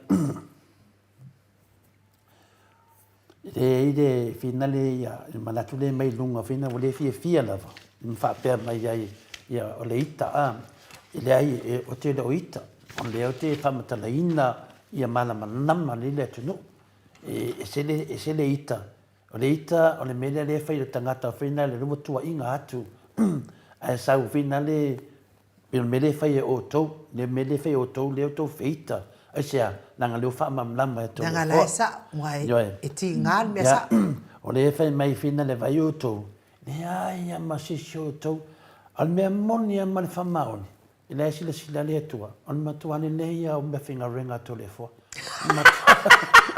te le fai atu o te le fai atu o to mai to te fai mai to te mai do inga to le fo ma to te whanga inga tole whame. O mato ane nehi al whanga aua tole whua. O a me uma. Vai, i to te i uma i to mea na, e rea vea na mea ma mea, o le abe ese la nganga o me le whai atu nei. le mela le fe tu nei finali ia mana malama ia tatou finali tau te fiu e whaile mena aisia wa ma lepe fast lalanga ma lepe fast ona le mahalosi o le tatalo o le atunu Maliela. tu fata singa o le atunu lunga le maota sa movi inga le tua le to te va ai lalo ai vai e mau lalo to va ai e mau lunga le vai le tua po kalame tangata mate tua le ala to ti mai me fa pena wa kidin ko au deanga yo me monia na me fina de mai to mai lunga i fodinga sao ma to mai langa ko ke au deanga yo ana o toni tangata au le lei e o le HPP e mai le lei e luma faida to fa matalanga vai ni kanga kai le fas o le au le anga yo kanga ka soti ya me sala fa sala la alu wa se ke ki le fa aka me va ai o fodinga o fa lo au le anga o me ke kau kalai le la tu vai fa la tustus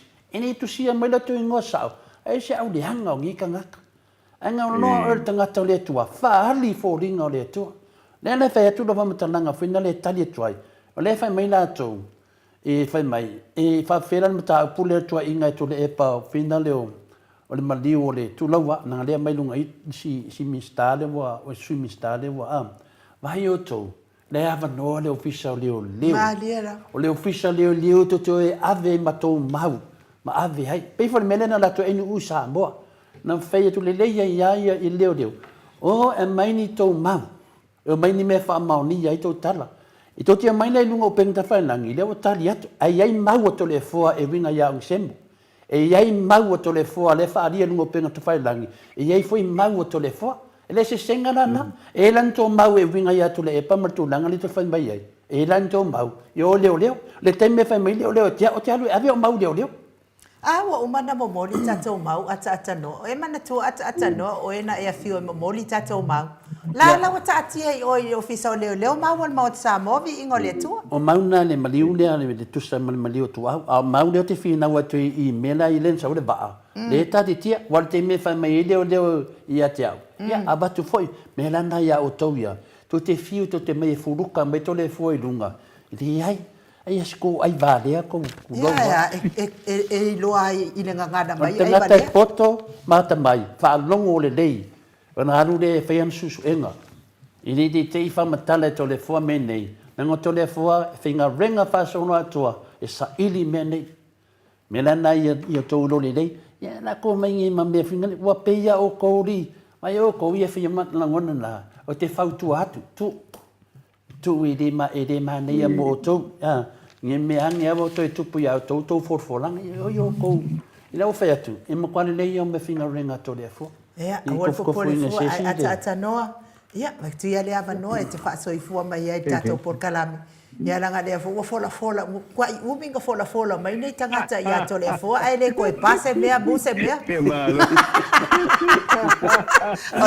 ole fo ina fola mai ya te au ya la no wa fio atu me fa tu e na ka ni la ko la ke yo ko fia ya esa no ya ata no ma fa manina to le mene na ka ni ko wa fa mole ngai me ka wa yo ko ngo se fa mo lunga ma ko me fa penga so ia o ke minge mo ka ko lungo fingaunga o kanga ka mala ya a ko fi fa longo me fa longo ke sili lo sa ya o ia ko ai ma fa longo e mo fa longo professor le ascola ya o ia vale